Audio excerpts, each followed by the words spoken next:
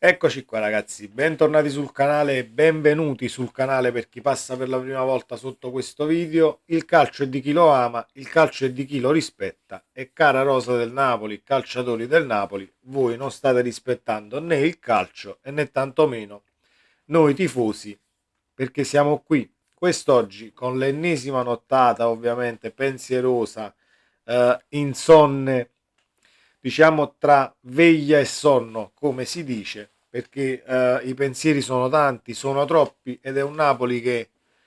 non vuole guarire da questa malattia, questa paura,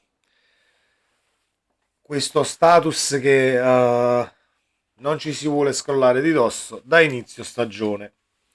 Ennesimo video che va a finire nella saga di quei video la mattina dopo, scusatemi per la cera, ovviamente la mia faccia dormiente, ma dobbiamo parlarne e dobbiamo affrontare questo problema. Prima di cominciare vi invito come sempre ad iscrivervi al canale per chi non l'ha fatto, attivate la campanella delle notifiche e un bel like di sostegno per buon auspicio, diciamo, che possa poi aiutare questo Napoli ad uscire da questo brutto momento. 3-0 contro il Torino, in primis facciamo i complimenti al Toro e a Juric perché hanno fatto una buonissima partita. Non dobbiamo parlare di grandissima partita del Torino perché si andrebbe a sminuire la stessa squadra granata. Il Torino ha fatto la gara che doveva fare ed ha incontrato, o meglio, non ha incontrato il Napoli come antagonista. Le statistiche parlano chiaro, il Napoli nel primo tempo produce uno 0,53 di XG che si abbassa addirittura nel secondo tempo e diventa uno 0,49. Il Torino complessivamente nei numeri ha sicuramente meritato la partita ed ha non sovrastato il Napoli, ma si vede dai numeri che è stato più pericoloso e ha tirato anche se meno complessivamente nella totalità, ma ha inquadrato la porta, diciamo, più volte del Napoli. Il primo tempo, alla fine,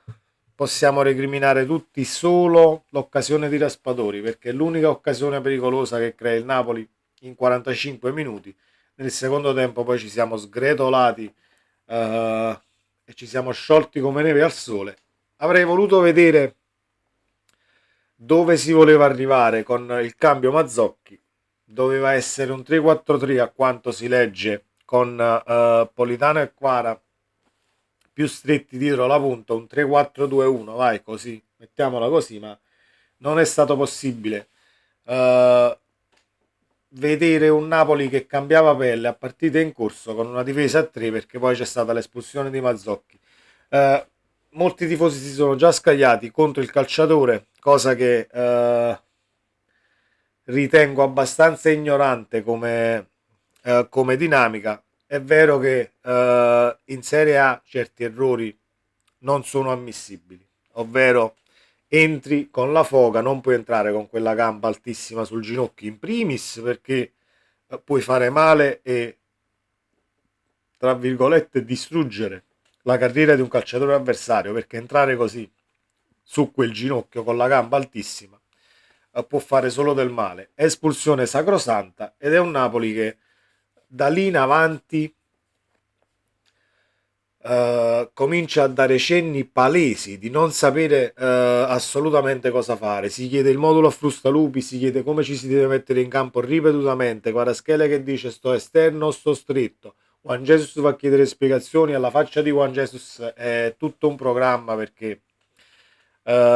annuisce dopo essersi scambiato due parole con Frustalupi, ma annuisce solamente per finirla là, ma non ci aveva capito una beata mazza nemmeno Juan Jesus. Entra Zerbin e dice ragazzi 3-4-2, quindi ci rendiamo conto che i problemi del Napoli sono profondi e non sono stati assolutamente limati, ecco, nemmeno eliminati, ma limati da quelli che erano a inizio campionato. Colgo l'occasione in questo video per dire, ragazzi, chi rivorrebbe Garcia o chi a chi piacerebbe, diciamo, l'esonero di Mazzarri per far tornare Garcia, non ha capito una beata mazza di ciò che è la situazione del Napoli ad oggi, perché stiamo dando le colpe a tutta la società, la presidenza, eccetera, eccetera, e sono legittime e sono colpe che ovviamente vanno date nella totalità, nella totalità assoluta. Solo che dopo quelle scelte fatte a giugno ci sono poi le persone messe in quei posti che non hanno fatto altro che fare le proprie ore di lavoro senza dare praticamente niente e senza mettere a disposizione loro stessi a servizio della squadra, di questa maglia e della stessa società che ce li ha messi. Ovviamente l'errore parte dalla società, ma se siamo questi oggi è anche per la sfiducia che la squadra ovviamente ha assorbito nella gestione tecnica antecedente a quella di Mazzarri. Ecco perché io non vorrei assolutamente un ritorno di Garcia, ma non credo che il Napoli o il presidente addirittura possa fare questa scelta per come ci si è lasciati, eccetera, eccetera. E non la vedo nemmeno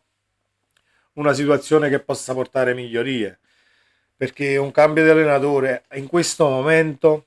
non darebbe alcuna scossa. Chi viene viene. C'è stato il cambio allenatore per dissapori tra squadra e guida tecnica ed è stato fatto. Adesso non ci sono i dissapori tra squadra e guida tecnica, perché abbiamo saputo e abbiamo visto che con Mazzarri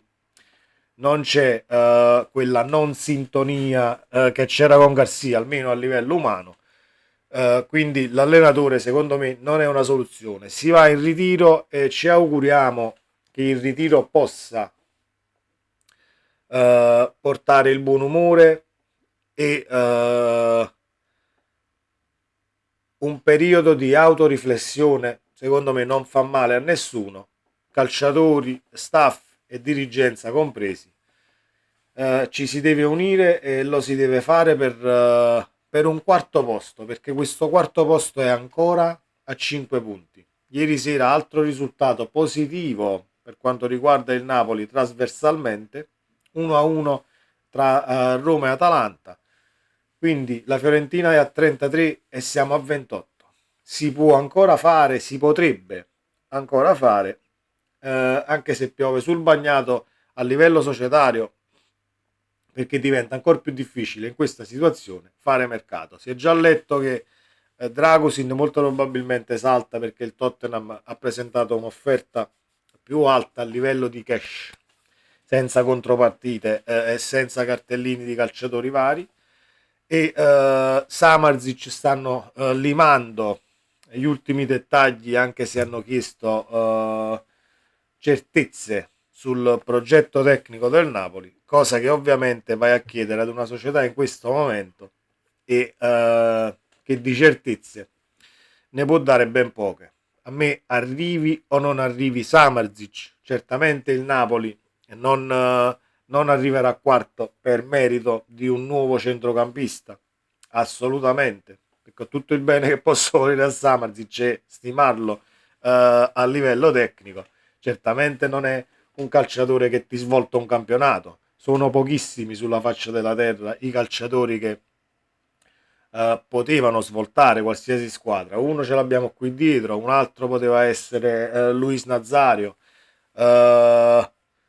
gli stessi Cruyff, Roberto Baggio, un Francesco Totti, un Alessandro Del Piro. Ce ne sono tanti, ma all'attivo diciamo che è una situazione che sta andando scemando trovare quel calciatore che sposta veramente gli equilibri. Ci sono anche oggi, ma sono molto pochi, quindi visto che Samasic non è uno di questi calciatori per caratteristiche e per bagaglio tecnico, non è che possiamo accollargli nel caso arrivasse questa,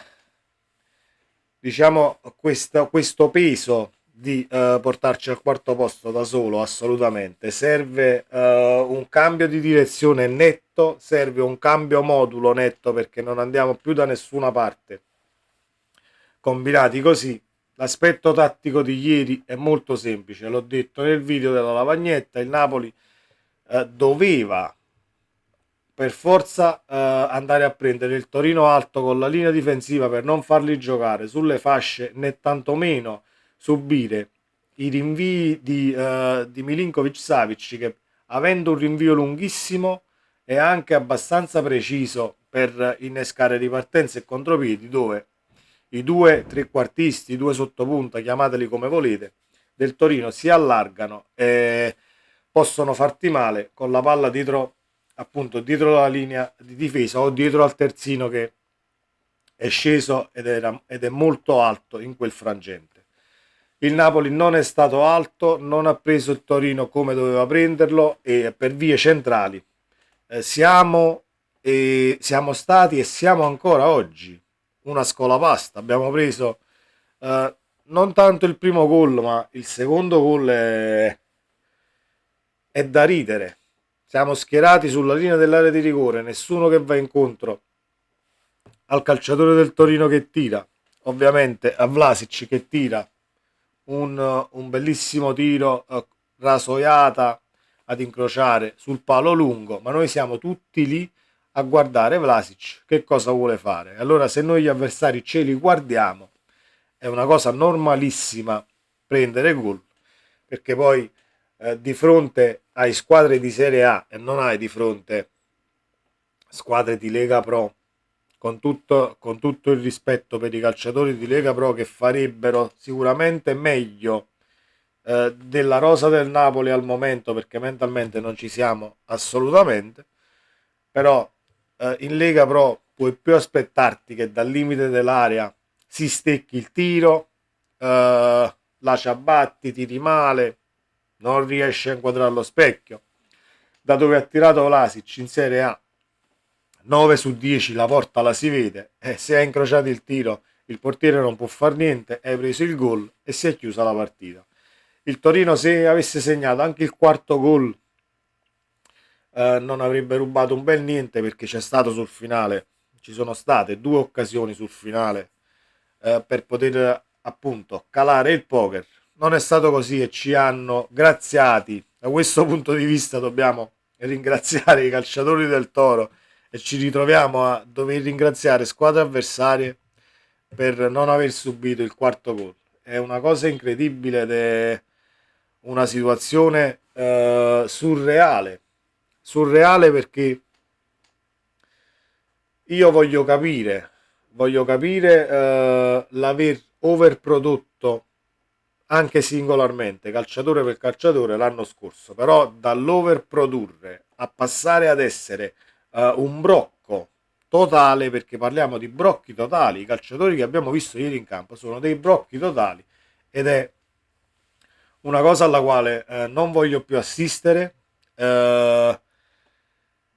non voglio più starci male, perché in questo periodo, nell'ultimo mese e mezzo, 2 mesi, comunque noi tifosi abbiamo dovuto ingoiare, e mi auguro di non continuare a ingoiare bocconi amarissimi di prestazioni non fatte, di squadre che non sono scese in campo, di passaggi elementari che anche all'oratorio si fanno discretamente bene, e sembra che con tutti gli allenamenti e con l'esperienza di un calciatore di Serie A non ci si riesca. È un Napoli che deve cambiare modulo secondo me, e Mazzarri deve cominciare finalmente a fare il Mazzarri e non a chiedere scusa per non essere riuscito a svoltare, per non essere riuscito a portare risultati o quella sterzata che serviva. Lo si può ancora fare, l'ho detto, e la classifica non è nemmeno così lunga per tentare appunto l'azzannare questo quarto posto, perché 5 punti con gli scontri diretti, parlo di Fiorentina, parlo di Bologna, di Atalanta, Roma, eccetera, ancora da giocare. Si può e si dovrebbe, non dico devo, perché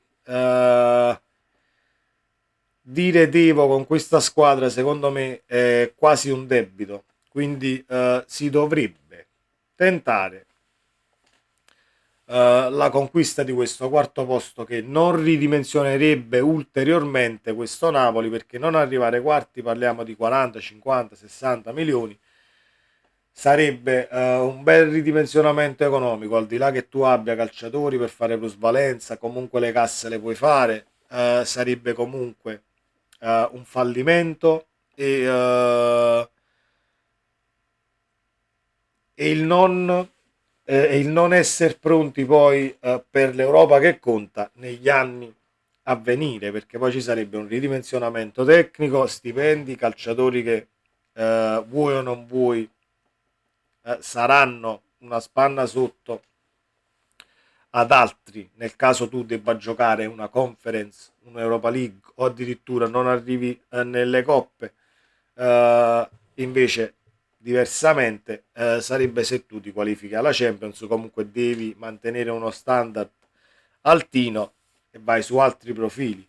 Non è detto che poi i profili alti ti portano risultati, non è scritto da nessuna parte, non è nemmeno una legge matematica, lo stiamo vedendo quest'anno. È una squadra scontenta, è una squadra che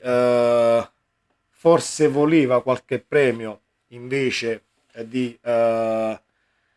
essere decurtata lo stipendio, presi anche singoli per singoli calciatori al ribasso. Sì, assolutamente. Goccia che ha fatto traboccare il vaso e che non ha portato sicuramente migliorie dal mio punto di vista, e concludiamo, altrimenti vi faccio la testa tanta di prima mattina, il rinnovo di Osimhen. Arrivato a livello temporale, io non so se De Laurentiis sapeva già in anticipo che non ci fosse stata la proroga per il decreto crescita, però è stato rinnovato giusto prima, appunto, giusto prima dell'abolizione, chiamiamola così, o del non poter sfruttare il decreto crescita, perché ovviamente è stata rivista la legge. De Laurentiis lo sapeva, non lo so. Comunque a livello temporale è stato anche fortunato nel rinnovare Osimhen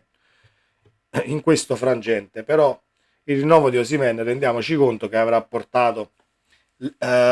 ancora più malumore, perché trovi un calciatore che rinnova a tanti soldi, tantissimi, e ne trovi un altro che invece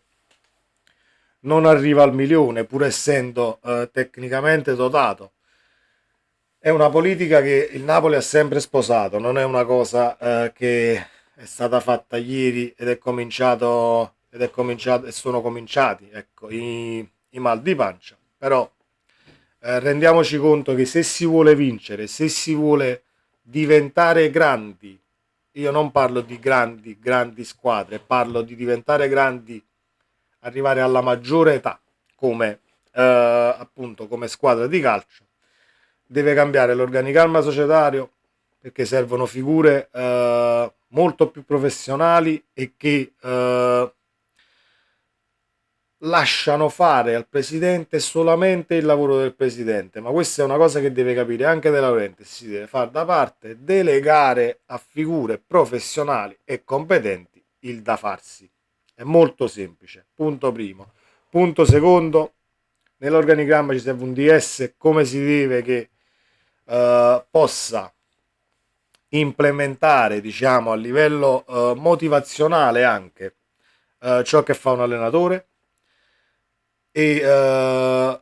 assolutamente da fare mercato in entrata con personaggi che vogliono venire a Napoli, perché chi deve venire a Napoli per strappare il contratto della vita, per fare il salto di qualità ma non ci crede, eh, per, per poter far sì che al limite il proprio valore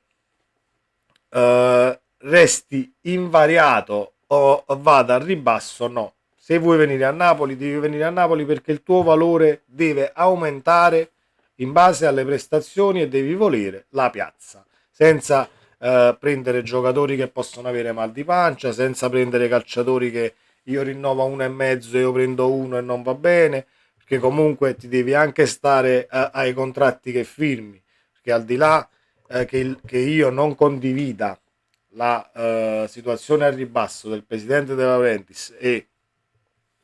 invece di premiare dopo uno scudetto vinto vai ancora più a scendere a livello monetario, non la condivido assolutamente, però poi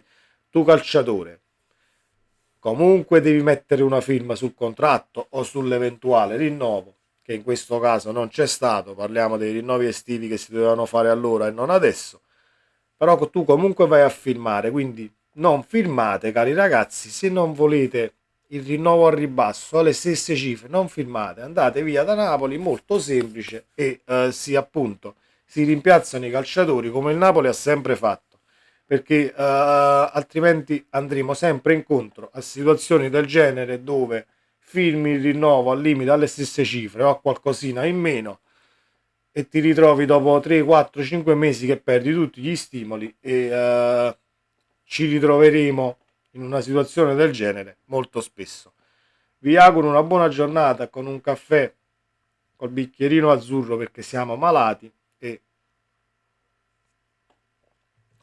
e vi auguro appunto una buona settimana per quanto buona possa essere. Napoli, parlo a livello calcistico, e poi la settimana può assolutamente essere buona nelle nostre vite di tutti i giorni e deve essere come si deve nelle nostre vite di tutti i giorni. Una buona settimana anche a livello di Napoli, sperando che sapremo qualcosa di più per quanto riguarda questo calciomercato e questa situazione di tiro prima del derby con la Salernitana. Molti dicono sì, ma è un derby solo per loro. In questo momento dobbiamo giocarcela col coltello tra i denti con tutti quanti perché non siamo superiori praticamente a nessuno in Serie A. Sempre Forza Napoli ragazzi, ci vediamo nel prossimo video. Ciao.